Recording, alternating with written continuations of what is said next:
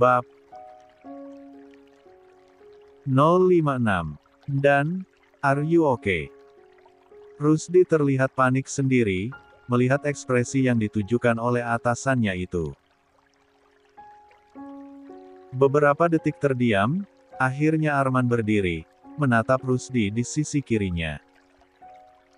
"Panggil semua tim, untuk rapat khusus. Dan untuk tim forensik, sore ini juga, proses otopsi akan dilaksanakan. Tidak perlu menunggu surat perintah, saya yang bertanggung jawab." 70. Kantor kepolisian resor mendadak dilanda kesibukan karena penemuan bukti pembunuhan mendiang Nyonya Lusita Warok, yang tak lain merupakan istri mendiang petinggi Polri. Sesuai perintah sebelumnya, tim forensik segera meluncur ke lokasi pemakaman pribadi keluarga Andi Malarangeng. Tentunya proses ini dilakukan secara tertutup dan diawasi secara ketat oleh tim khusus dari Bareskrim Polri. Sesampainya di lokasi, anggota reserse sudah selesai memasang tenda sesuai standar sterilisasi. Pengaturan suhu dan pencahayaan pun tak luput dari pantauan. Angin kencang terus menerbangkan dedaunan kering di atas sana, namun tak menyurutkan semangat tim reskrim untuk melakukan pembongkaran makam, hingga ke pembersihan I3 nazah yang sudah mem-3 engkak dan mengeluarkan cairan. Sekalipun Arman tak pernah meninggalkan tenda. Ia ikut terlibat dalam proses pembersihan J3 nazah hingga saat pengambilan jaringan, tulang, rambut dan kuku untuk dibawa ke laboratorium forensik. "Men, kamu baik-baik saja?" Tegur Kepala Resmob Reserse Mobile, sambil menepuk-nepuk pundak Arman. Arman hanya menjawab dengan anggukan kepala. Meski sejak tadi, air matanya hampir menetes saat melihat langsung bagaimana Bu orang yang begitu ia hormati kini terbujur kaku dengan kondisi yang jauh dari kata sempurna. Bukan hanya Kasat Resmob yang hadir, tapi Kabareskrim dan Kapolres pun turun langsung. Mereka tidak pernah beranjak, dan terus berdiri di belakang Arman. Ikut memantau dan tentunya menguatkan junior mereka itu, agar tetap tabah menghadapi cobaan berat ini.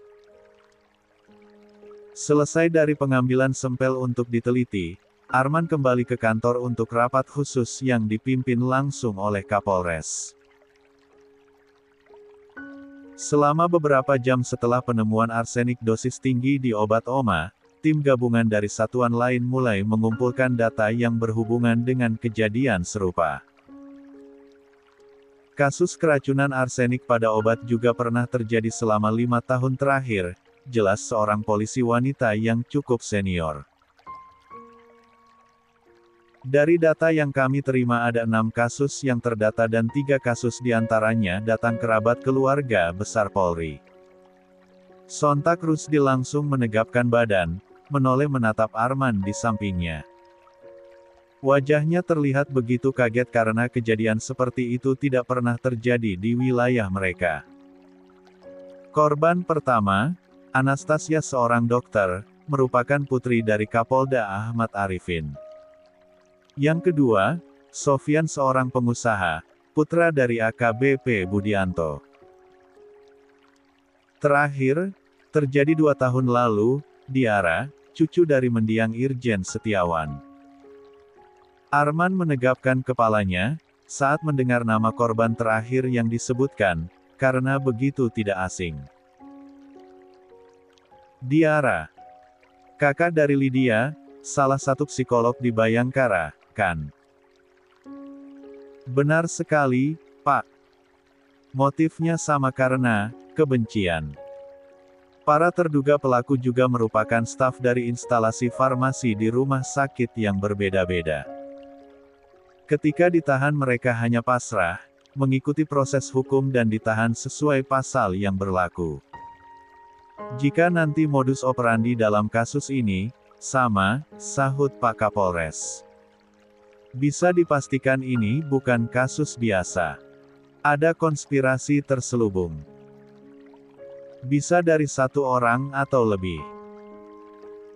Kasus ini harus naik ke pusat, tanpa menodai kerahasiaannya. 71.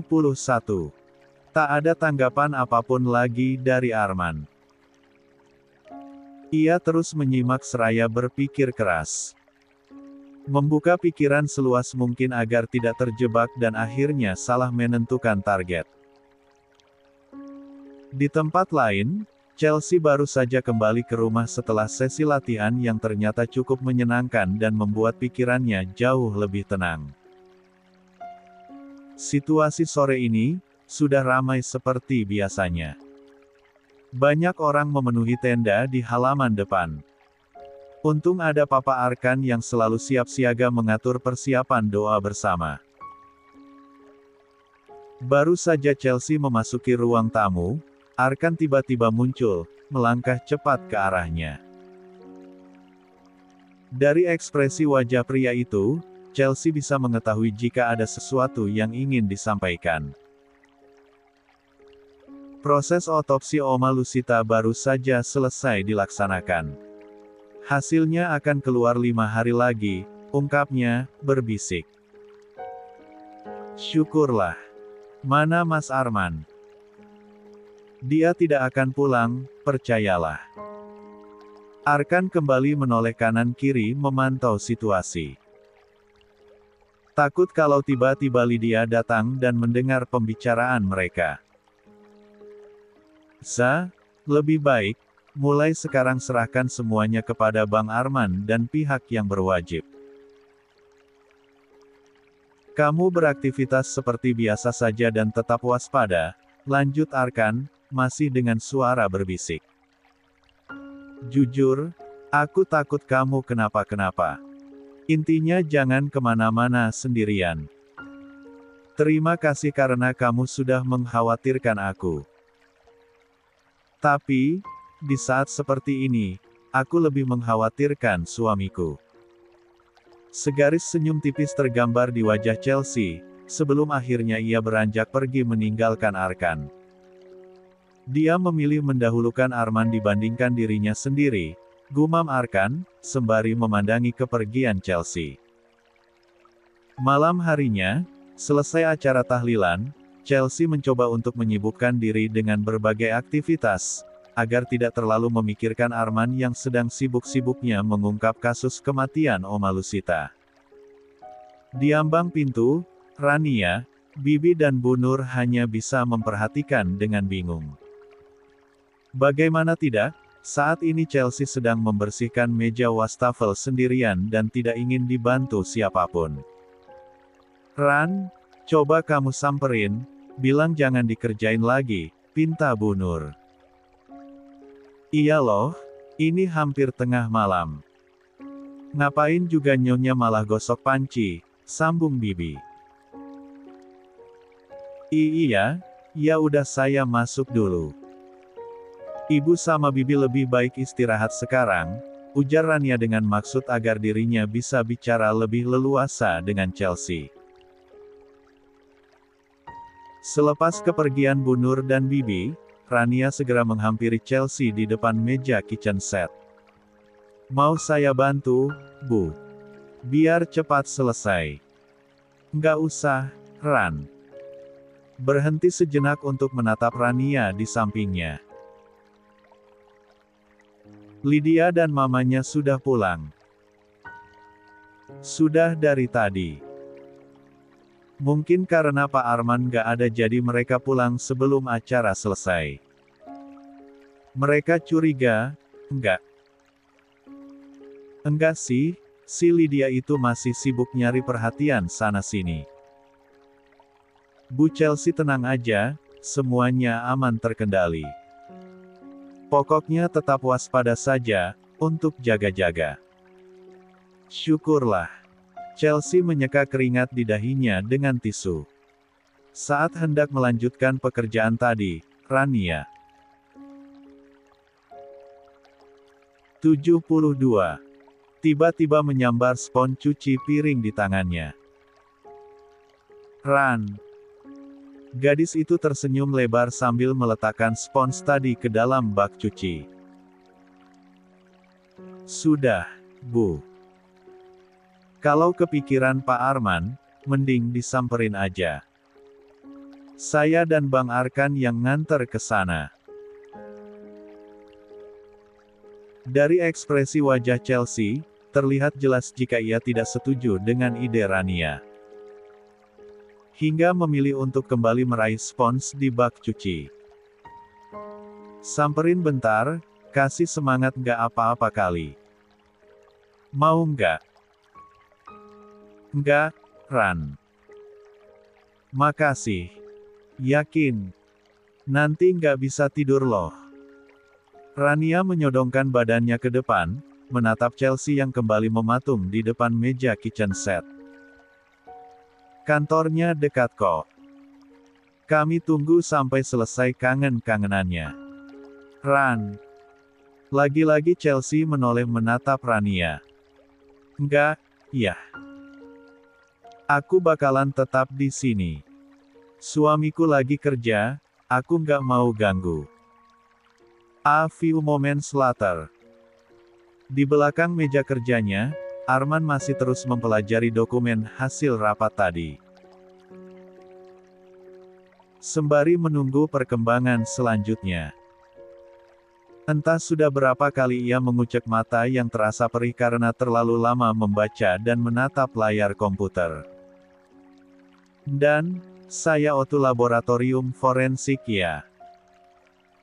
Jaga malam, sahut Rusdi yang tiba-tiba sudah berdiri di ambang pintu yang tidak tertutup. Pergilah, ujarnya tanpa menoleh. Dan, apalagi, Rus. Dengan malas Arman menoleh memandangi anak buahnya itu, di ambang pintu. Kamu butuh apa? Bilang aja. Aku nggak bisa fokus kalau kamu ngajak ngomong terus. Nggak butuh apa-apa. Rusdi menunjuk seseorang di belakang punggungnya dengan ibu jari. Noh di belakang saya, mau ketemu. Boleh nggak? Kedua mata Arman memicing, saat melihat siapa yang baru saja muncul dari balik punggung lebar Rusdi. Detik berikutnya, ia berdiri dari tempat duduk yang tak pernah ia tinggalkan selama berjam-jam lamanya. Mas Arman. Chelsea tersenyum, berjalan cepat, lalu melompat ke dalam pelukan suaminya. Kamu baik-baik saja, kan? Aku khawatir. Bukannya langsung menjawab, Arman malah mengeratkan dekapannya, memejamkan mata dan menigasap aroma harum dari Chelsea yang selalu berhasil membuatnya merasa begitu nyaman. It's okay. Semuanya baik-baik saja. Terima kasih sudah datang. Tangan Arman mengusap punggung hingga ke pucuk kepala Chelsea. Sesekali mengecupnya sebagai pelepas rindu. Masih di ambang pintu, Rusdi perlahan mundur sembari menghela napas panjang. Indahnya pemandangan kaum jomblo. Di mana gerangan calon bayangkariku? Tak ingin terlalu lama menyiksa diri dengan keirian yang hakiki, ia memilih menutup rapat pintu tersebut. Membiarkan pasutri itu melepas rindu. Di luar sana, tepatnya di samping pagar kantor, Arkan dan Rania menunggu di dalam mobil. Meski waktu sudah menunjukkan pukul 1 dini hari, mereka tetap setia menunggu Chelsea keluar. 73. Kamu mau tidur nggak? Tanya Arkan sambil menawarkan jaketnya. Pakai saja sebagai selimut. Nanti, kalau Chelsea udah keluar, aku bangunin. Enggak, makasih, jawabnya sambil meletakkan jaket itu di pangkuan Arkan. Kenapa? Nanti dimodusin lagi. Pipi Rania menggelembung cemburut ketika menoleh menatap Arkan. Abang pikir aku nggak sadar, pas kita di ruangan CCTV itu. Apaan sih, kamu Mi? Ucapannya menggantung begitu saja, ketika kembali mengingat jika kemarin malam, ia mengecup kening Rania. Wajah Arkan mulai berubah kemerahan, malu dan salah tingkah sendiri. Tuh kan, dasar modus. Aku aduin ayah ya. Aduin aja. Biar abang nikahin kamu sekalian. Mau. Sahut Arkan tak mau kalah. Kali ini wajah Rania yang berubah kemerahan. Birnya pun kuncup, enggan kembali angkat bicara. Situasi kembali hening karena mereka sama-sama memilih diam dan menunggu sampai Chelsea keluar. 1 minggu kemudian. Hari ini hasil laboratorium forensik keluar. Arman didampingi Rusdi sedang mengecek hasil otopsi. Bukan hanya mereka saja, tapi Pak Kapolres dan Wakil juga menyusul karena sudah tidak sabar dengan hasil yang ditunggu selama 1 pekan terakhir. Penyebab meninggalnya Nyonya Lusita, bisa dipastikan, 100% karena arsenik, jelas seorang petugas. Dan setelah telusuri, sidik jari di botol obat itu, milik salah seorang staf di instalasi farmasi, Rumah Sakit Bayangkara. 74. Staf instalasi farmasi. Pak Kapolres mengelengkan kepala sembari bersedekap dada. Sudah saya duga. Kasus ini tidak asing.